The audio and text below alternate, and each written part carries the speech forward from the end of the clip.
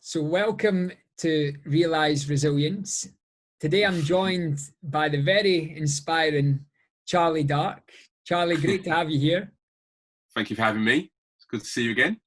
But it's great to see you. We were just reflecting before we hit record when the last time, I say the last time, it was also the first time that we met, which was almost 3 years ago. Yeah. And you know, I've become a personal fan of yours, Charlie. You know, one of those kind of followers on Instagram and the social channels, because, you know, I think I never said to you before the cameras rolled, but I think that experience where, you know, we spent a bit of time at a retreat together, you know, it had a really big impact on me, and something that struck me about you, Charlie, from the moment I met you was this warmth and this energy and this obvious desire to give back and help others.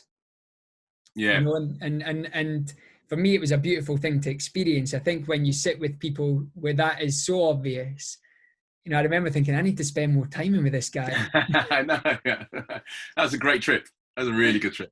It was a great trip. I'm you know, I feel sad to say that it's taken me 3 years to finally get together again with you, but I hope it's not so long until the next time, for sure. Definitely not. But for those who are tuning in and maybe who aren't familiar with your work, you know, Charlie, you're a man of many talents, public speaker, DJ, poet, the founder of the incredible Run Dem Crew, which we'll talk a little bit about that, I'm sure. Community builder, mentor, yoga teacher. Don't know if I've missed anything out, Charlie. No, I think that's quite sums it up for today, anyway. For today, but yeah, you inspire many, and I think maybe it's, you know, we can jump straight in. As we explained, Realise Resilience was created to capture stories of resilience from individuals who, you know, who have got stories to tell, but who also inspire others through their voice and their expression.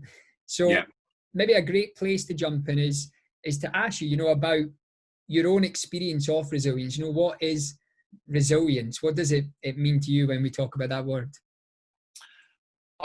I think resilience, in my mind, it's a feeling. It's an emotion. It's a superpower that can be used to expand your horizons. You learn the most about yourself when you're getting up from the floor after you've been knocked down. And I've been knocked down many times in my life, but every single time I've been knocked down, it's resulted in a change or a pivot in the way that my mind thinks. And that's allowed me to create something new, which it just helped expand my, you know, my interests, my platform, my field, the amount of people that I can help, you know, the amount of people I can affect with my message. So I like it. You know, it's something that I think that people should be taught how to hone in on and harness, because it's a really, really powerful tool when you can. Yeah, it certainly is. And I think that's something that struck me as we began researching resilience, and, you know, how the need for it to be taught to younger generations is so apparent, right? Because often as a runner, as a runner, I spend a large amount of my time trying to be comfortable with the feeling of being uncomfortable. And that's the feeling of resilience. Yeah. You know, it's kind of, it's a bit tight in here.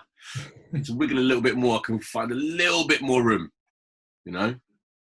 Becoming comfortable in the uncomfortable. Such an important place to be. You know, lots of people, particularly young people, are not very comfortable being in an uncomfortable situation. And so what people will often do is, before they've really assessed the situation they're in and how and what methods they can use to kind of navigate that space, they default to low-hanging fruit, which is anger, frustration. And, you know, nothing is really solved through anger and frustration, particularly when you add in ego as well. And I think it's, you know, and I spend a large amount of work really trying to work on making sure that I'm harnessing, you know, that power of resilience to power through, and sharing those tools with other people. Yeah. And I suppose, it's whenever you talk, Charlie, there's always a wisdom to it, right? And I I've think watched a lot of Star Wars. but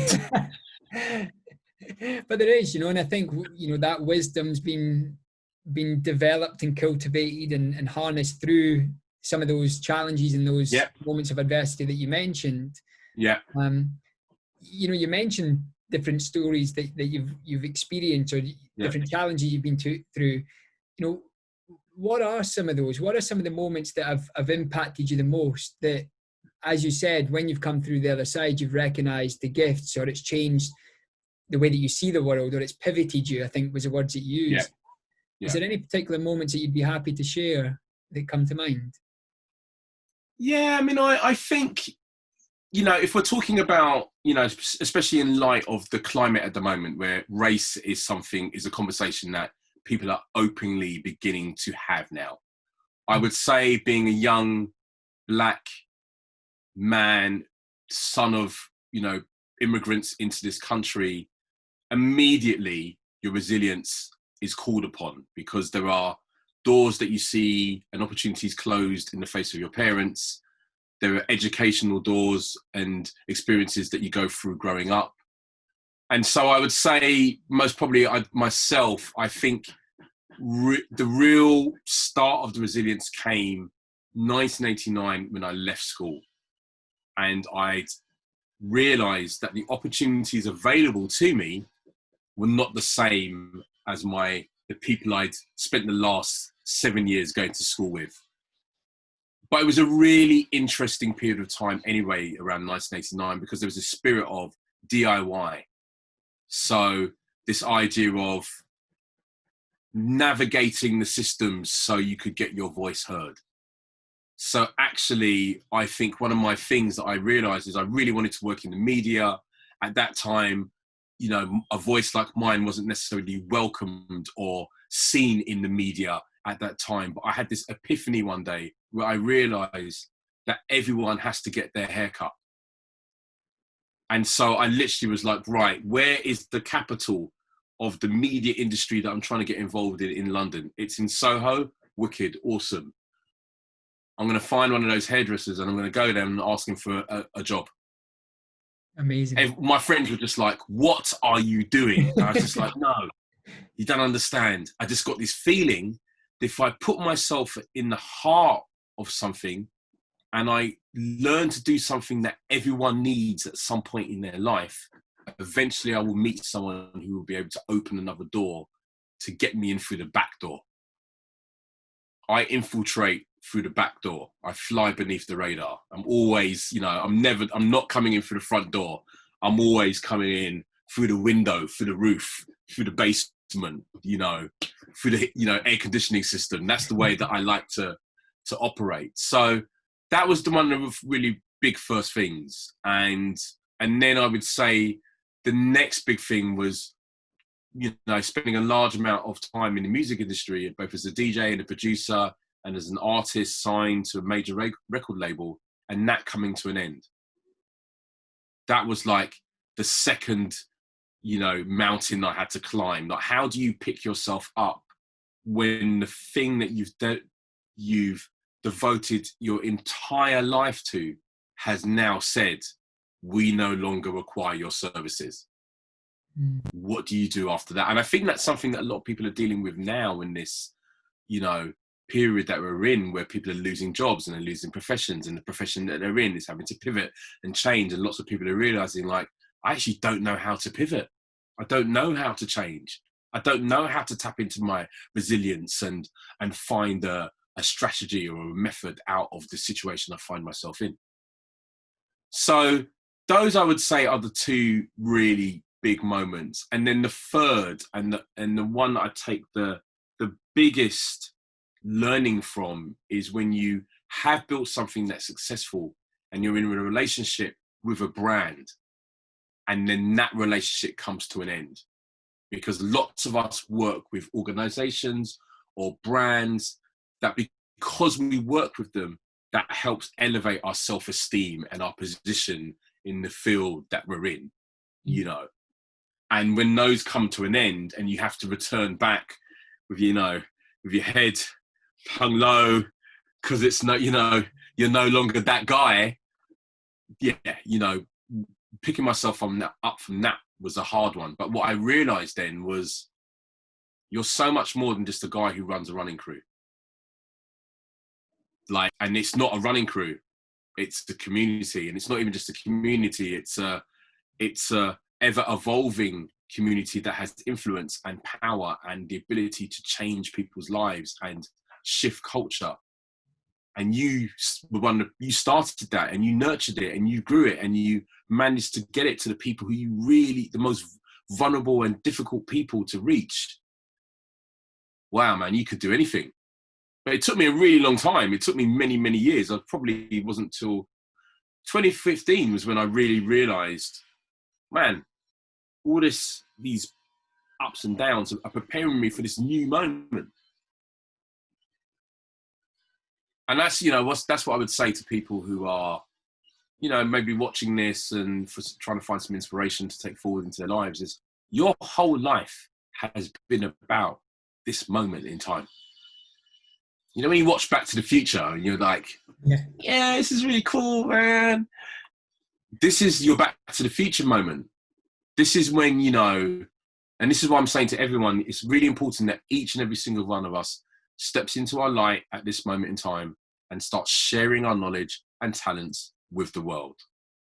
So for the work that you do, for example, people really need that, because there's something that you, even without you opening your mouth, but the way that you teach people just how to operate and how to live with people and how to think and how to, navigate, is really important skill for people who are living under oppression and stress and, are feeling worthlessness, whose self-esteem has been crushed by society and the system. It's really important. Yeah, and thank you for acknowledging that. You said so many things there, Charlie, that really resonate. One of the things that struck me was that even in those moments when doors were closing or where opportunities never seemed available, you had this ability, this creativity is probably the right word, right? To see and find and seek out opportunities.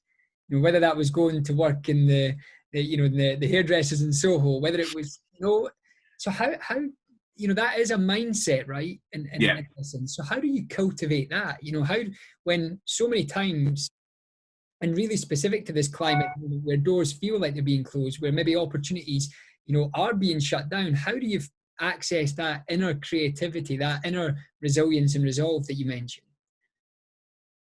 Well, I think the first thing that you do when you get knocked down is not immediately say, ouch. You learn how to roll. You acknowledge the fact that you're going to get knocked down and that you're going to face barriers.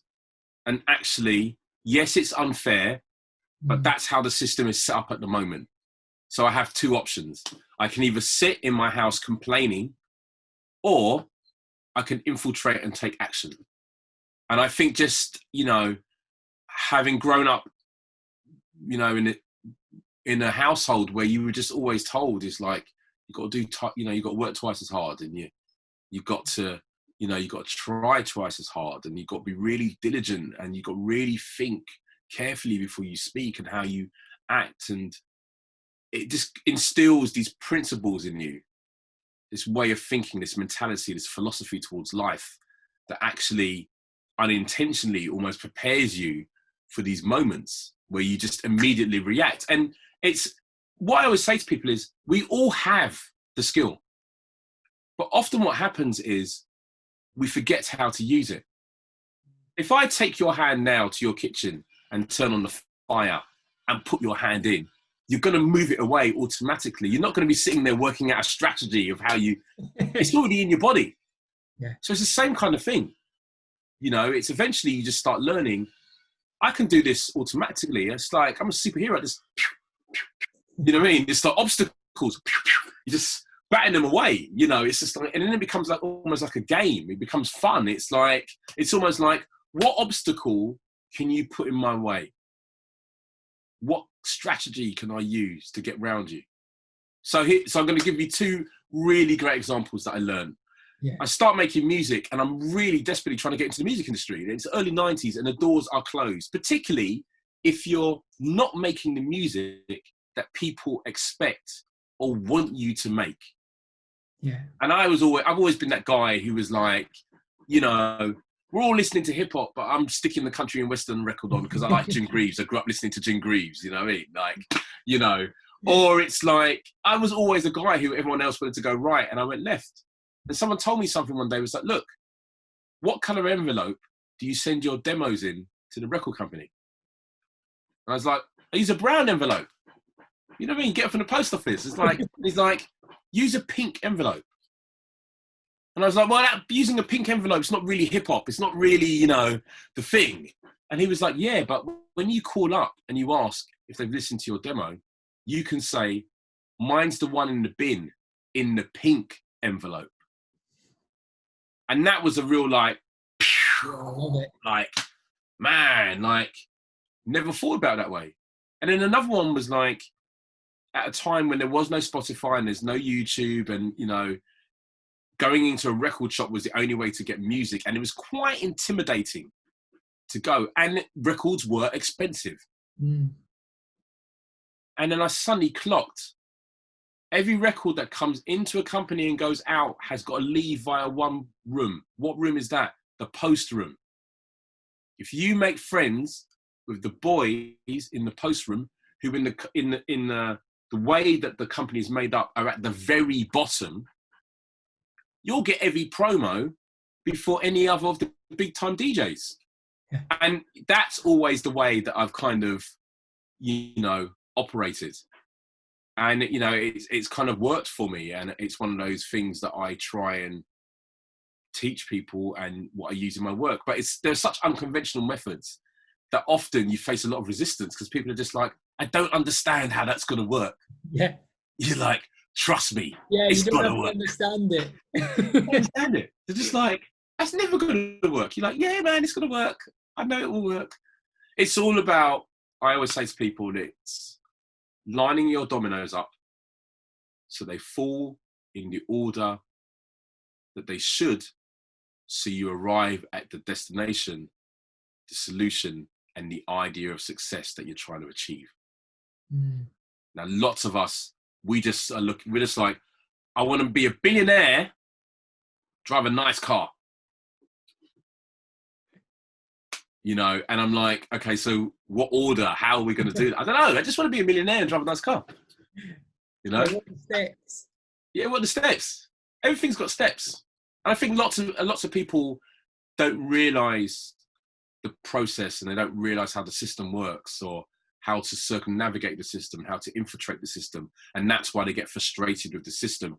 And that's a lot of what you're seeing at the moment, is this idea that people have been inside their houses under lockdown for 2.5 months. It's the longest period of time that many people have ever had to spend with themselves.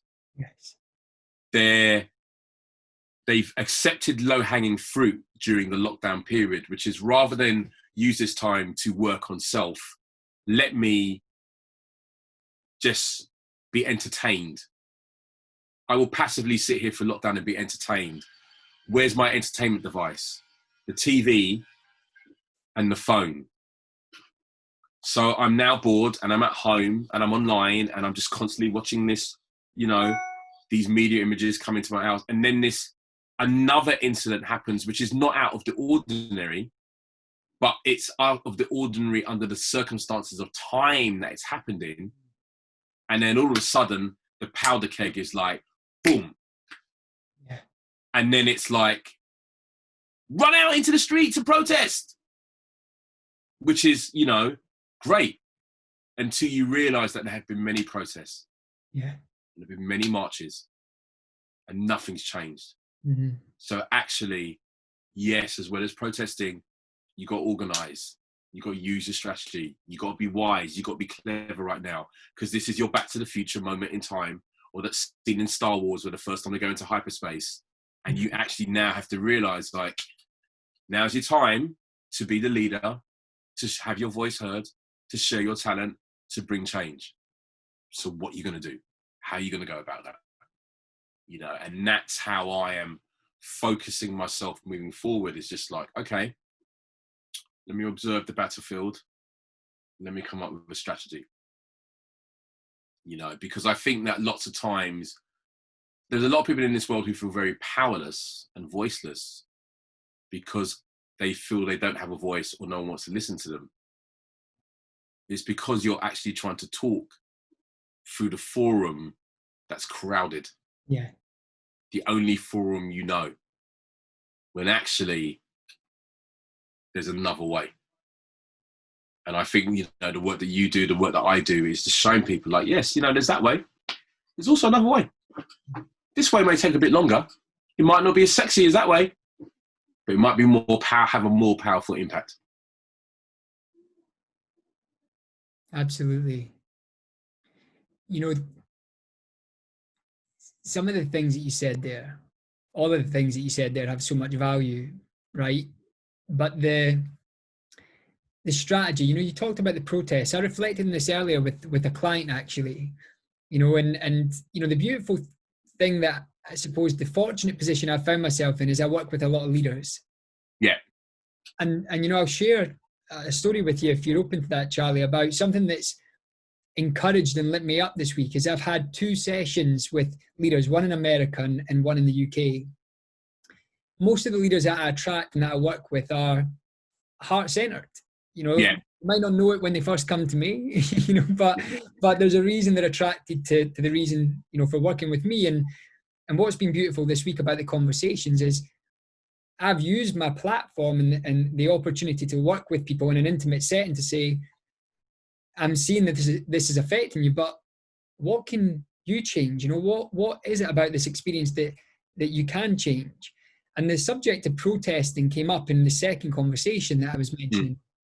And, you know, the individual who is, you know, a white male said, very similar to you, he said, there's been many protests, but nothing's changed. And he said, and it's got me thinking, what role can I play, but strategically? Yeah. And it led to a beautiful experience in that session. And you know, at the end of the session, the individual leaving with a very inspired idea about how they can use their influence to create change, you know, and it was beautiful. I mean, I felt emotional at the end of the session. I thought, because this is why I do my work, right? Yeah. Why we do our work. And what really struck me was that when you talked about looking at things differently, Charlie, in your career and life, taking a step back, strategize, seeing opportunities. When you talked about the pink envelope, speaking to mentors or people that can support you, and then looking through life at a different lens, looking for opportunities to impact the world in a sustainable way. And I realized that is key whenever change is apparent or needed, is that time and space, that slowing down to speed up is necessary. Like my sessions provide that space for the individual to come to the realization that there is stuff that I could do, but what is it? Yeah. So how do we encourage that more? How do we get young people particularly to tap into that ingenuity, to tap into that strategic thinking? Well, you know, it's funny because I think that this period of lockdown has been the best marketing exercise for wellness and well-being and, you know, spirituality that has ever been. So if you want to get young people in particular, to really have a think during these times, actually introducing the idea of, by accepting some of these practices and this way of thinking that you may think is a bit hippie, a bit not for you, will actually make you a more powerful individual, a more powerful young person. Because I think that what a lot of people are not realizing, like if you're a young person, your routine has been really disrupted. Yeah. So although most kids are like, I hate school, school's boring. Actually, you know how summer holidays gets boring in the 6th week? Yeah. Where you're like, man, it's just another day playing in the woods, playing on the estate, or playing in the park, doing the same thing that I did yesterday with my parents watching over me. Oh my God. A lot of these kids have suddenly had the routine disrupted. Sorry? And the parents wondering, when are the schools going back? Yeah, when the school's going back.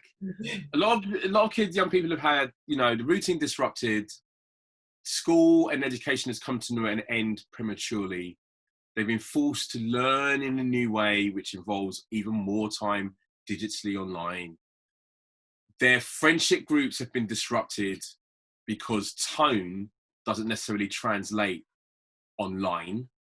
And so if you're a young person and, for example, you're going through, you know, this current period of time, you've seen the events, you know, the death of George Floyd, the reactions of people around the world, and you're in a friendship group that is multicultural and diverse, because a lot of young people who are growing up now, unlike in my time when I grew up, they are actually at school and they've got, you know, a healthy number of friends of different genders, sexualities, beliefs, and so on and so forth. They can't have the conversations that they need to be having now because they can't physically see the person. So it's a quite difficult time for young people at the moment. And as I always say to people, is like, if you demonize young people or you don't help young people, do not be surprised when the thing that you're trying to, the inequality or the situation that you're trying to change doesn't change. Because actually you haven't spent time teaching the people, you know, your future leaders, your future decision makers, how to think, how to strategize, how to deal with this new world that you're in. So, you know, I think we all have responsibility. If we've got a young person who's holed up in their bedroom right now, you know, and all you can hear is Call of Duty coming out from underneath the door, to actually go in there and start having these difficult conversations, because they're your kids. I think a lot of us expect the education of young people and the welfare of young people to be, and the development of young people to be the job of the institution that we have been told will sort them out, give them all the knowledge and the information that they need. Well, I don't know about you and what your time at school has been like, but I'm sure there are things that you wish you had been taught at school that you never learned. Yeah. I definitely had things that I wish I'd been taught at school that I never learned. And so the cycle continues. And so what we can do with young people is realize, look, the system at the moment is broken, but I believe in you. You're the future. You're the way out. It could be your generation that sorts this out. So I'm going to give you these skills. I'm going to introduce you to this thing so that you're learning how to meditate at 15, not when you're 35 and your third business has failed. Yeah. Which is what happens at the moment. You know, and I think the more we kind of teach our young people that there are alternative methods of thinking, you know, of approaching a situation, there are alternative methods of thinking, then change will start happening. But at the moment we have a school system where it's like, they send you to read a book, and because your interpretation of the book is not what the official interpretation is, they then tell you that you're wrong. Yeah. And this is where it starts. It's like, and then you're not allowed to question, because if you question, then you're being defiant, you know. And so I think a lot of young people, they're crushed by the system before they even emerge. I just happened, you know, luckily to get slightly crushed by the system and then be sent away to another country to regather my thoughts, and then come back and be like, right, okay, I've seen a bit of the world and now I'm back. This is how we're moving forward. Yeah. I love the concept of teaching young people how to think. You know, you mentioned meditation, Charlie. You know, I'm a huge advocate and ambassador for meditation. You know, it's something that completely changed my life. Bless my little girl. She sees her daddy meditating every morning, and she now wants to join me, which is beautiful to see. Yeah. You know, I think there was almost a taboo subject around it. Certainly when I grew up, when I started meditating, my friends thought I was weird. You know, like I was the weird hippie of the group. Not even the hippie, I was just a weirdo. Like, yeah. You know, and I think part of the passion that comes with some of the work that I deliver is around, how do I make that accessible? How do I make young people see that, you know, meditation, that prayer, that yoga, that all of these experiences are so important, if not for mental, emotional, physical, and spiritual well-being, Yeah. or for thinking time, to Yeah. process, to come up with innovation, to look for ways that you can, you know, move around the system and create change. Mm. And I feel so passionate about that becoming the norm, you know, about parents learning about this to pass on to their children as well. Yeah. Yeah, I mean, I just think that, you know, we all have a greater responsibility to do better, you know, and to realise that I think lots of us find ourselves in situations which we think are going to pan out like a Netflix series or the movies. And the actual realities of life, you know, I think that's why one of the things I think a lot of outrage that people have at the moment, because when situations like, you know, this happen, in the movies, it's solved in a day. Because what happens is someone comes in and does the kind of eloquent, strong speech that stirs the heartstrings of everyone. And then suddenly everyone's okay and life continues on. You know, as a parent, you know, I know that I definitely went into parenthood thinking it was going to be one thing. And then the realities of it were really different. Like, wow, this sleep deprivation thing is really real. It's like, it's really real.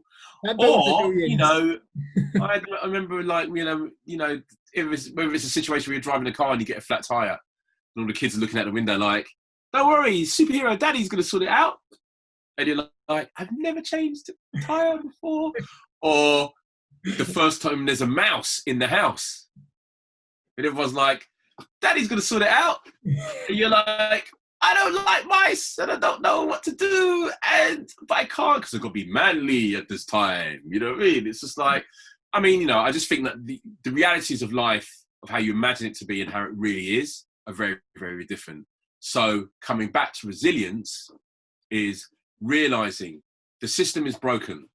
Don't think that it's not. So therefore, arm yourselves with the skills that you need to survive the system. This is why when I say to people, I'm not running because I want to run a fast marathon time. I'm not running because I want a PB. I'm running because it gives me a mental state that allows me to deal with the life that I find myself in. I'm not doing yoga because I want to make pretty shapes on Instagram. I'm doing it because when I'm driving my car and someone cuts me up, rather than immediately feeling disrespected, I take a moment to think, oh, maybe you've had a bad day. You know, I don't allow myself to get in those confrontations that I may have done in my younger years, which really is about fragile male ego. Oh, I can't be seen to be backing down in this situation. Let me puff my chest up bigger. Oh, well, now I've done that. Now you've got to do this. You know, it's actually, no, we don't need to do that at all. Yeah. It's such an important subject. I could jump into this subject as an even longer conversation, Charlie, but because it's an important one. You know, that very important. That male ego, especially that male ego, where we get ourselves and find ourselves in so much trouble. You know, not just the male, but that reaction that you talked about, and how when you practice thinking time, which I know so many people get from running, you know, and I don't think I shared it with you at the time because I've not ran in about 4 or 5 years, but I was a long distance runner myself. I know you were, yeah. I ran a couple of marathons, but I used to find it so meditative. This was before I found meditation. Yeah. Interesting. Since finding meditation, I've stopped running, so I need to change my physical habits. And you need to get on the Octa ropes. Have a look at my last Instagram video with the ropes. I've just watched it before we came on this call. Mobility ropes. It's the most ninja. Yeah, it's one of the most amazing things I've ever incorporated into my movement practice. Wow. I'm going to check it out. I am going to check it out because I've watched your video earlier and I was like, that looks awesome. Yeah. And it's low impact and it's kind of, you know, it keeps someone like yourself who probably spends a large amount of time sitting in a chair. Yeah. Really good for the top half of your body. Really good. Great. I'm going to take it on. So yeah. Conscious of time, Charlie, because I know you've got a busy schedule and you know, I've loved talking today. We've covered a lot of ground. I think I'd love to, you know, before we jump into where people can find you, I wanted to just ask, you know, what would your message of guidance, advice, hope be at this time you know, we are going through a difficult climate. We're going through an Yeah. experience that not many people know how to respond to or react to. For many clients, Hmm. I feel awkward about how to express my voice, but they also know it's important to express, and it's important Yeah. to express in a way that it feels authentic. So, you know, what hope, guidance, advice could you give to anyone watching this? I will say to anyone who is maybe facing this feeling of, firstly, I feel I should say something, but I don't know what to say. And the climate is so treacherous right now that I don't want to, I don't want to upset anyone by saying the wrong thing. In that case, as you said, take time. Yeah. Write from here, from your heart, not from here, from your brain. This is not a time for your brain to be involved. This is a time for your heart to be involved.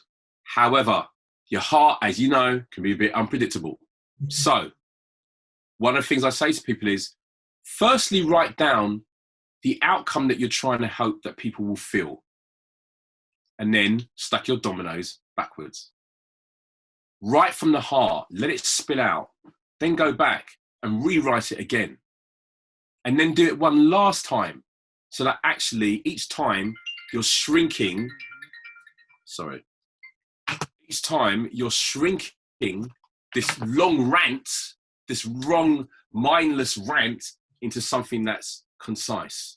I love you is more powerful than, when I first saw you and, there was just something about, just like, fight the power is more, impactful than, because the system is like this, you know what I mean? Yeah. So, and don't say anything because you feel you should. Yes. Say it because you know you should, because you feel it inside. That's the first thing I'll say to any client or brand at the moment. Secondly, don't allow yourself to fall into the system of rhetoric, which is going around at the moment, which is like, okay, I know I need to do the work. I know that, maybe I'm slightly unsure of how I dealt with race in the past. And there's this very lovely book list that is floating around of books you can go and read, because you have to understand that every single book that's on that list that you're being told to read is something that the system, which is broken, has decided, okay, well, that one is okay, so we're going to publish that. And the publishers are sitting there being like, amazing, that book that we weren't really thinking was going to do that well? Well, guess what? It's doing really well right now. Brilliant. So I think that actually, if you're trying to, if we're looking at race in particular, there are films. You might not be someone who reads. You might be a visual learner. So actually, go and check out some films. Go and re-watch some films through a different lens. And when you watch Goodfellas through a bit of a different lens, you're like, oh, okay. It's like, so there are films that you can go and see, go and watch. Do your own research for you. Don't just basically accept the official curriculum of how to handle race relations, because that hasn't worked in the past either. Yeah. Lastly, understand that people who abuse power or abuse authority generally will do it for a certain reason. And you've got to understand the reason. So, because I know that immediately if I put a badge on my chest, a cap on my head, as soon as I put on a uniform, whether it's traffic warden or staff worker in Sainsbury's, uniform brings authority. For people who maybe are struggling with their position in society, struggling with their own internal things, maybe, putting on a uniform allows me to hide some of the insecurities I may have. Mm. And because we've talked about this, what happens in conflict is often these situations can be diffused. Absolutely. But often what happens is, particularly when you now add video cameras in and mobile phones and being recorded, I can't back down in this situation. I can't back down because Charlie Dart can't back down right now. No, I'm not having that. So yeah, coming in. You want some? All right, yeah, I'll give you some. Yeah, coming in. And then we're going through that whole, it's like a little pantomime that happens. But unfortunately, what happens when that happens in this day and age, people die. Yeah. People get hurt. So I think a lot more understanding, and I always say to people is don't recommend a resource to someone that you haven't investigated yourself. Yeah. Because that's pretty dangerous as well. You know, there's a lot of people like, yo, man, you know, you should read. I'm trying to think of like a wellness book that people always dig out. Man, you should read that. I'm like, have you read it? No, I haven't read it, but you should read it. I've got like 10 copies of what I think about when I go running in my library because people are always sending it to me. I'm like, I've read it. I know it. I don't need any more. But I think, you know, and then keep calm. And think of your strategy, and then have a look around at the profession that you're in and the job that you do, and think, okay, well, how can I be better for everyone? Yeah. And let me not just accept low-hanging fruits. What a lot of companies do at the moment is like, oh my God, we feel really guilty. Let's spend some money. Wicked, great. We're going to donate £1,000 to the local youth centre. Brilliant. There's a much cheaper way to do it. Give them £1,000 worth of your time and go and integrate yourself into that youth centre and turn up every day so that the young people of colour who maybe go there realise that actually not all white men are like the police. Mm-hmm. The same way for that white guy or whoever that is who's gone into that organisation who's maybe like feeling slightly a bit of fish out of water, they then realise, you know what? That kid who I thought I had nothing in common with, I actually have a lot more. Find your connections and understand, you know, people are all different and they all think in different ways. And that's okay. Do you know what I mean? You know, it's okay to disagree. This is the reason why I don't get into the back and forth on social media. Because I'm just like, this is pointless. Because if we've both got time and fast Wi-Fi, we will continually just go back and forth with each other until one of us gets bored, you know? So the best thing to do, I don't know why everyone is calling me now, it's so crazy. So the best thing to do is actually just to be like, I respect your opinion. Let's keep it moving.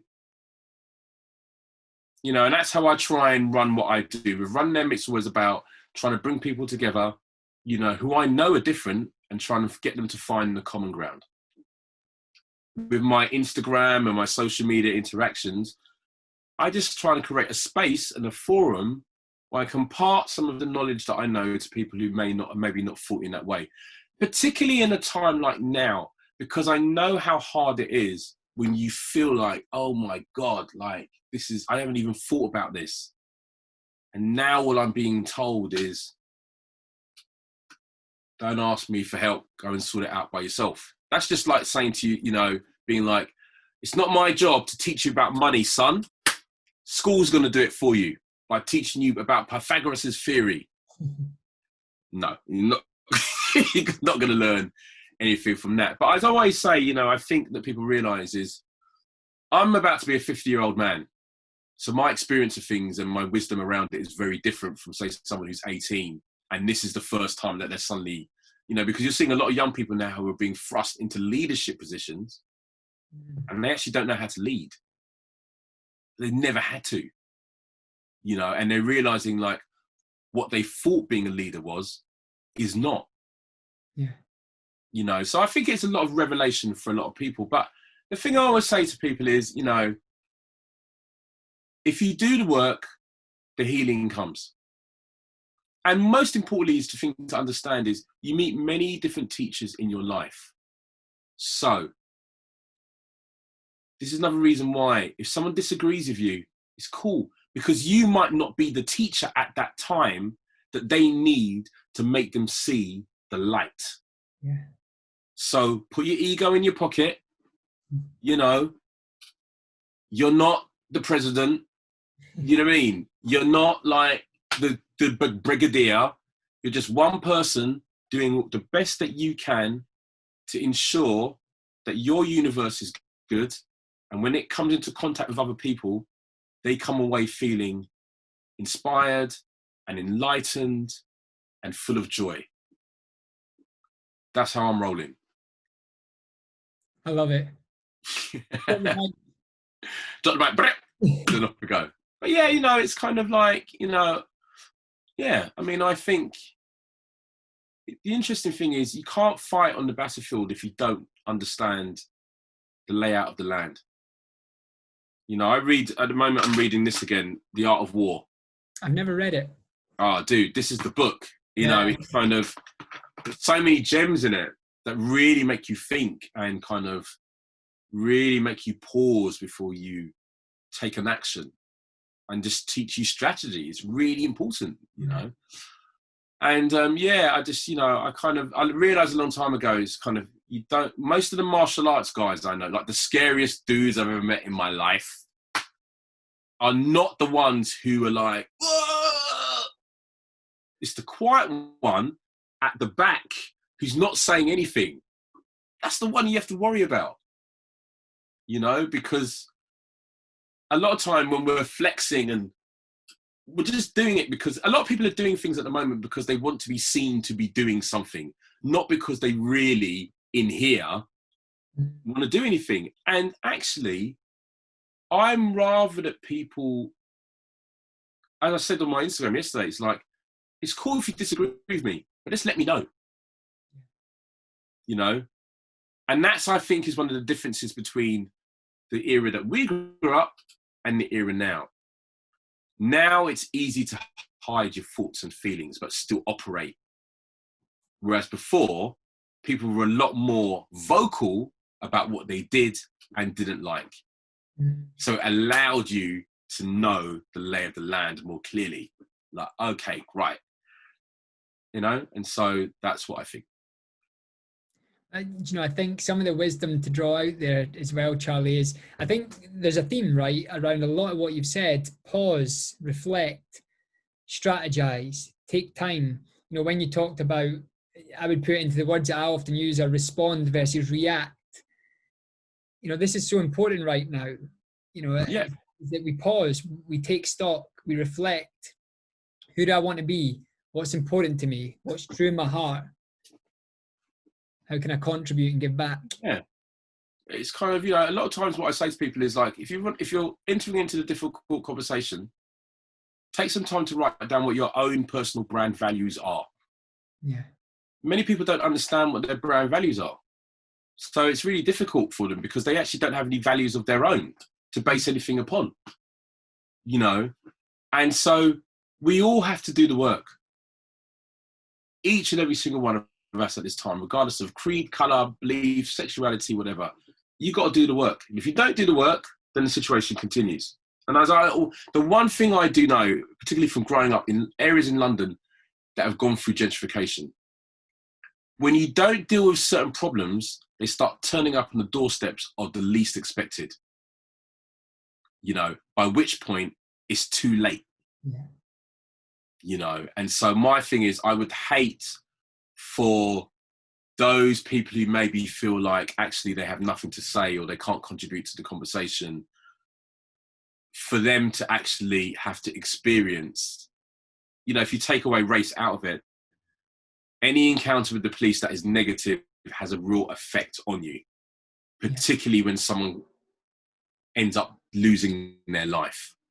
Any encounter with anyone where someone ends up losing their life has an effect not only on that person, but also the people around them. Absolutely.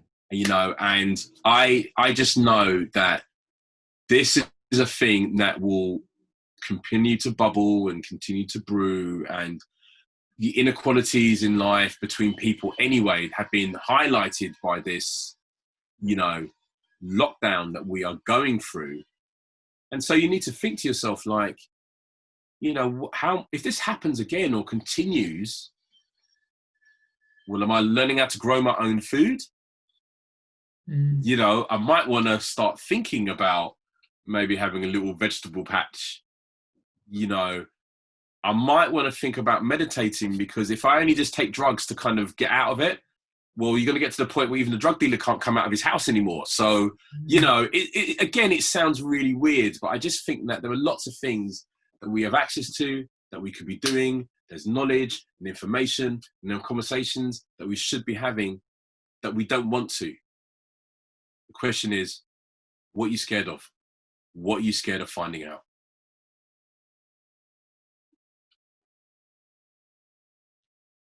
I think that was quite good. That was a good one. That was a good one to end. I think it's a perfect place to end. What are you scared That's it. I'm not saying anything else now. That's it. I'm going to actually say one more thing, because you are a source of inspiration, Charlie. You share wisdom. Your channels are inspiring. Run Dem Crew are incredibly inspiring. Where can people find you? You know, where can people follow your work, learn more about, you know, the way that you're contributing and giving back? If you're interested in finding out more about myself or the work that I do, you can check me out on my personal Instagram channel, which is Daddy Dark RDC. And if you're interested in what Run Dem Crew are up to, it's run.dem.crew over on Instagram. And those are the two areas that we operate. We may occasionally pop up on Twitter, you know, when we feel we've got something that we want to say in that arena. But generally, Instagram is where we spend most of our time. Okay. So yeah, come and say hello. And if there's a conversation that you want to have, let us know. You know, one of the things I've been saying to people is, like, you know, I am very happy to sit and have conversations with people and to help people navigate the times that they are in, you know, because I think if you look at what I've managed to do with Run Dem Crew, I've been able to bring together lots of people from different walks of life through a shared passion of running, but I've allowed them to come together so that they can help each other to be better human beings. And we need that right about now. More than ever. More than ever. More than ever. Okay, cool. Well, Charlie, keep inspiring. Thank you very much, man. This is Realize Resilience. Thank you to everyone that's going to tune into this. Charlie, let's stay connected. And, yes, please do. anyone that wants to find out more info, visit Charlie, reach out to Run Dem Crew and the work that those people are doing. And hopefully, my friend, this session has inspired many of you to new ways of thinking, to even pause and reflect and think about how we can move forward in a more positive way. I hope so. Thank you so much, man. Great to Take care, dude. Nice one.